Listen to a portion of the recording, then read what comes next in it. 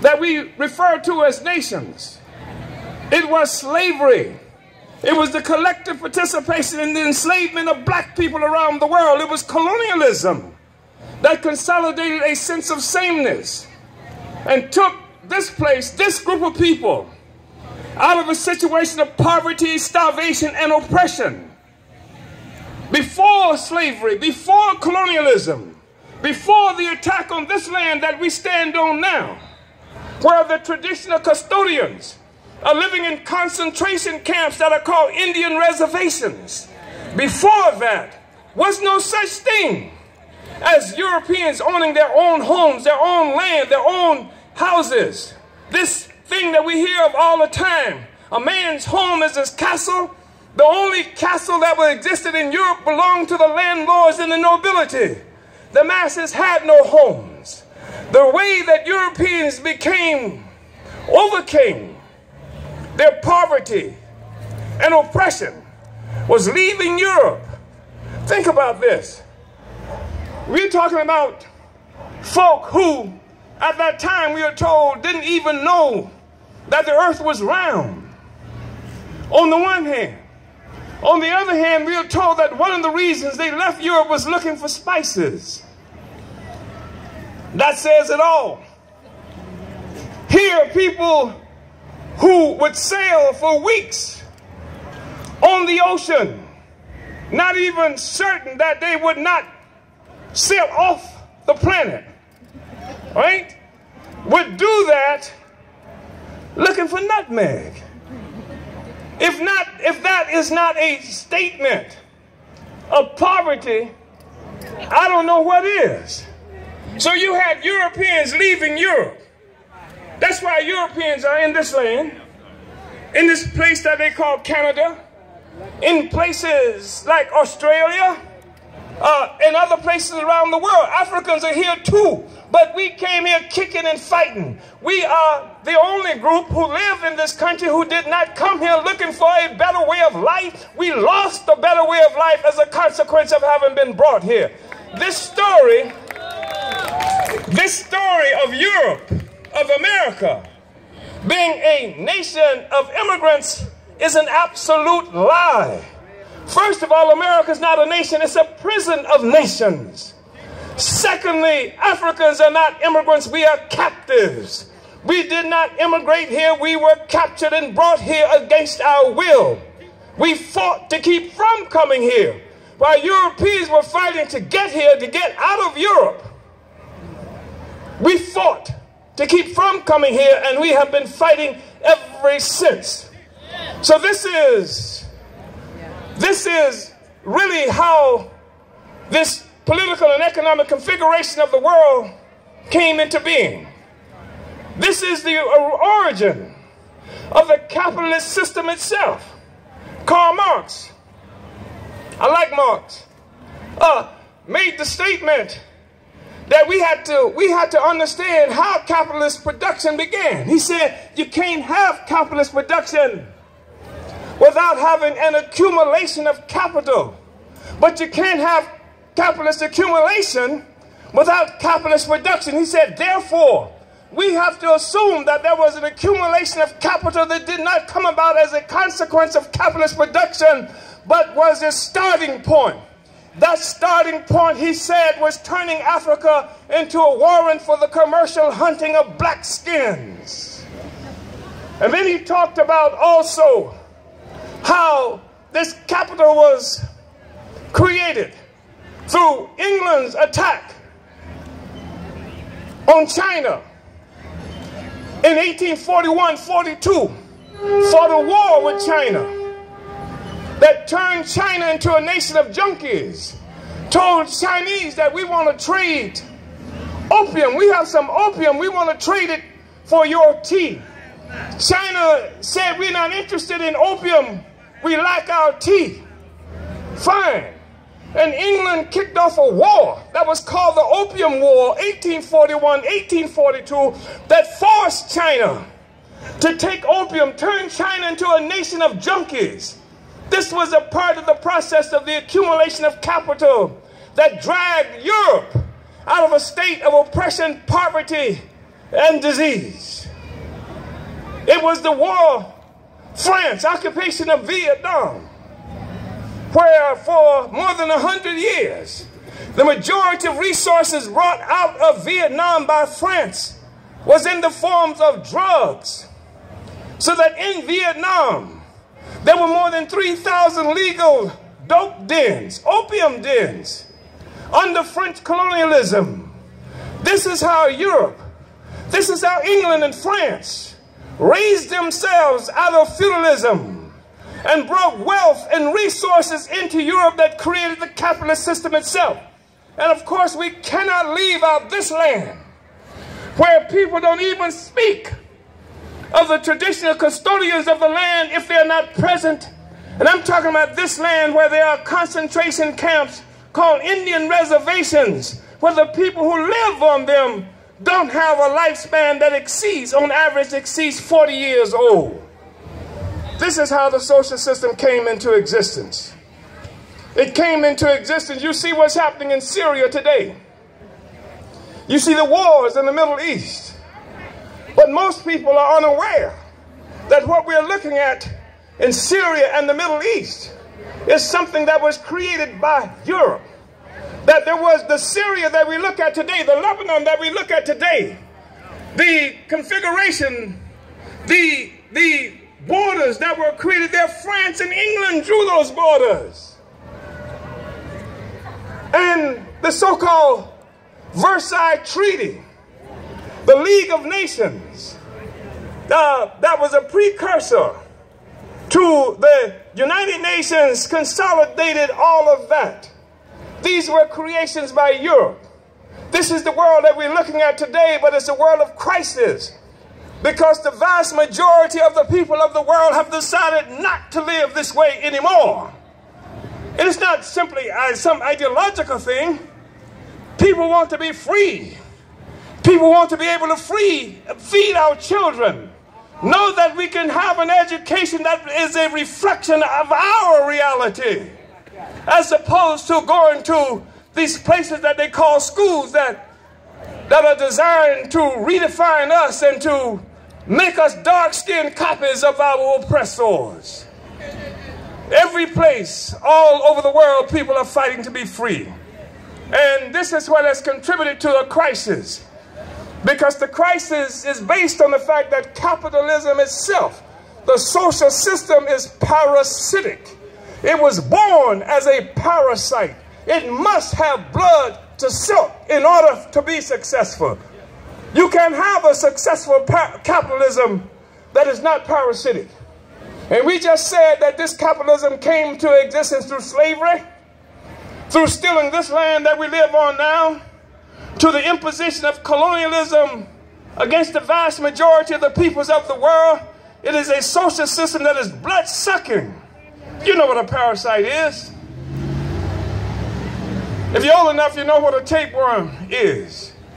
If you eat meat, you ought to know what a tapeworm is.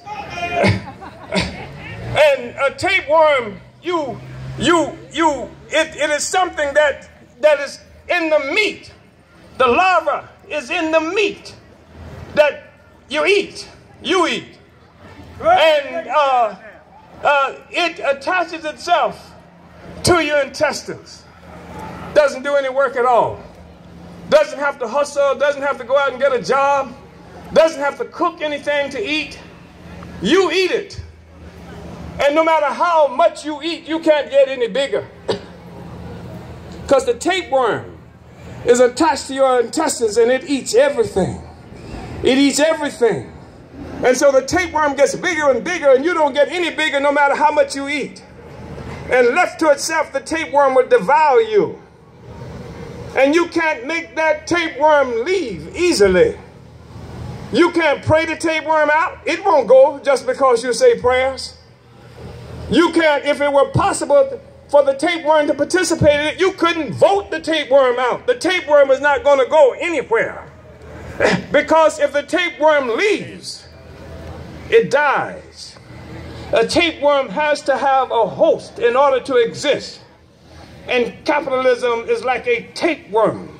It cannot survive without a host. It has to suck the blood of the victims, and it has turned the majority of the people on earth into victims of imperialist white power capitalism.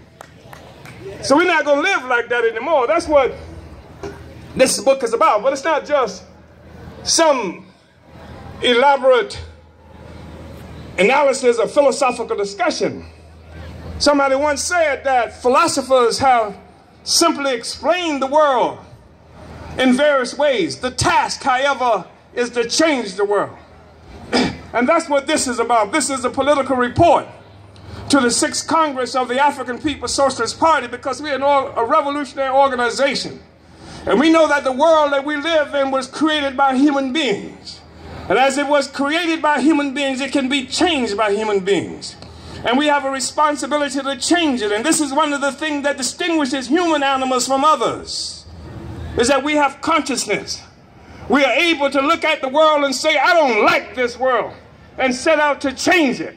A cow can't do it. A cow is an animal also, but it lacks consciousness.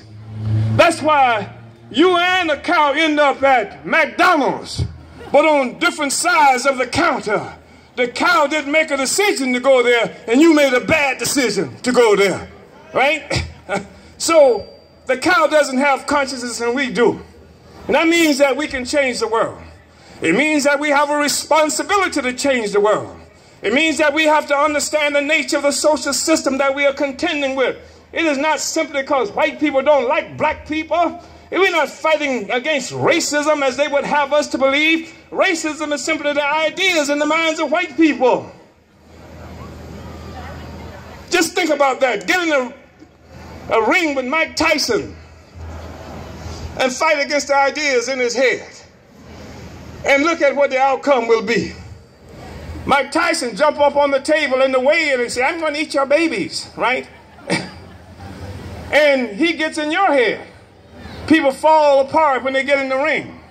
It's not that kind of struggle. It's not about the ideas. Ideas do not harm us.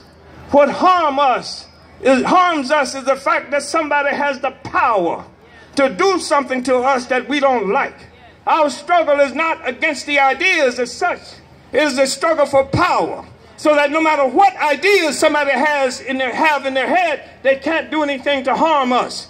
More than that, so that we have the power to create the world and the life that we have to have for ourselves and for our children. To do less than that is a statement of cowardice, and it's absolutely a statement of irresponsibility on the part of victims of oppression. We have to take this on. So that's what this is about.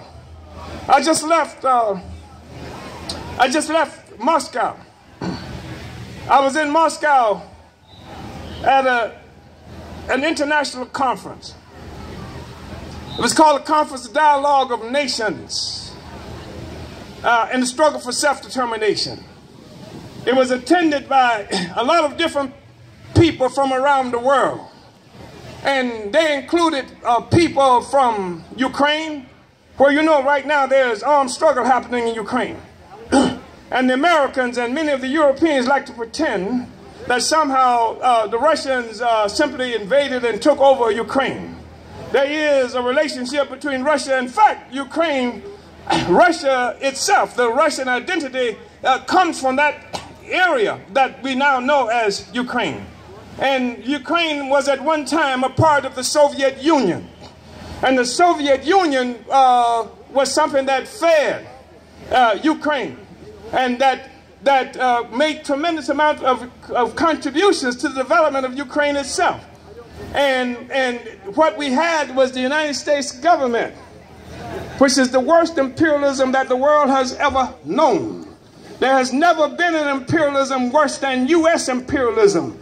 And U.S. imperialism did not change by the fact that they put a Negro face in front of it called Barack Hussein Obama.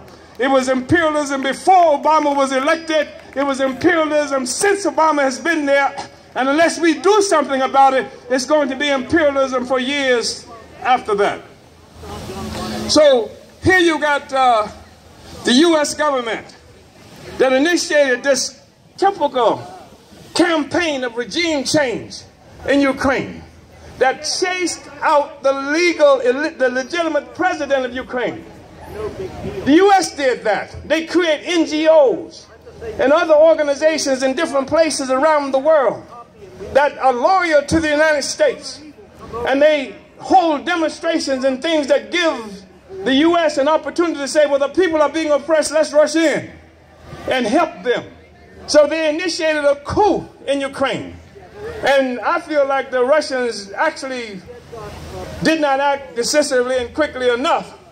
But at least they moved in to challenge that and keep the United States and Europe from incorporating the total Ukraine into their system. So people from Ukraine were there. People from Spain were there. You may know there's a struggle that's happening in Spain, in Catalan, where people are demanding to be independent and free from Spain. People were there from Ireland. As you know, Ireland was colonized by England for 800 years. And incredible struggles happened there. And there's been what they want to give the world the impression of being a kind of peace settlement where what they like to refer to as moderate Irish came to some kind of deal with England. But there are groups of people in Ireland who are still struggling. People were there from Puerto Rico who are talking about independence. From Italy as well. From Western Sahara. And all of us were talking, and I was there representing Africa and African people. That was my role. And the thing is that as Africans, we have to move away from this assumption that somehow we're involved in a struggle against racism. The reality is Africans, and that's who we are. Our struggle ultimately is about the reconquest of political power over our own lives. And what that means fundamentally is that we have to struggle to take back Africa. 12 million square miles of richness, of value, that they don't even have to worry about black people trying to come and take back. They slander Africa so much that you don't want to have anything to do with it. You come up with things like, well, I used to be an African a long time ago, right? But I'm not an African now because I've been in America too long. And I don't know what the cutoff date is myself. But I want to know what the cutoff date is because I got a lot of friends who visit here from the continent on a regular basis. And if they need to be back by a certain time before they turn into a Negro, I need to warn them that to get back in a hurry, you know. But the reality is that you can't get on a ship in Africa as an African in 1492 or 1619 or some other time like that. You can't get on a ship in Africa as an African and then get off as a Negro. That if we were Africans when we got on the ship in Africa, we were Africans when we got off the ship in this land here. And it's confusion. Confusion around this question is fundamentally significant to us because you cannot fight. You cannot fight because you think of yourself as a minority. All around the world, we see black people trying to fight by ourselves. When there are less than 10 million, there are more people, Africans in prison in this country today than there are Africans in the whole place that they call Namibia. There are more Africans in prison in this country than there are Africans in the place that they call Equatorial Guinea. There are more than 1 million Africans in prison in this country, which is testimony to the oppression that we experience in this country. 1 out of every 8 human beings on the planet Earth that's in prison is a black person in this country. I'm saying that it's time to overturn that reality, to win our freedom back and to win it back in alliance with everybody else who wants to have freedom, who wants to see capitalism, a social system based on parasitism, overturned, and to see the vast majority of the people on earth being able to live as free human beings without worrying about drones and other kinds of attacks that will destroy their lives because they want to destroy the parasite. By the way, the tapeworm can be destroyed, but it's going to take revolutionary medicine. And if you got the right medicine, you can flush the tapeworm down the toilet of history. And that's what it is that we have to do. So, the book is Uneasy Equilibrium, The African Revolution versus Parasitic Capitalism. You can get it on Amazon, but why wait? You can walk right to the table over here.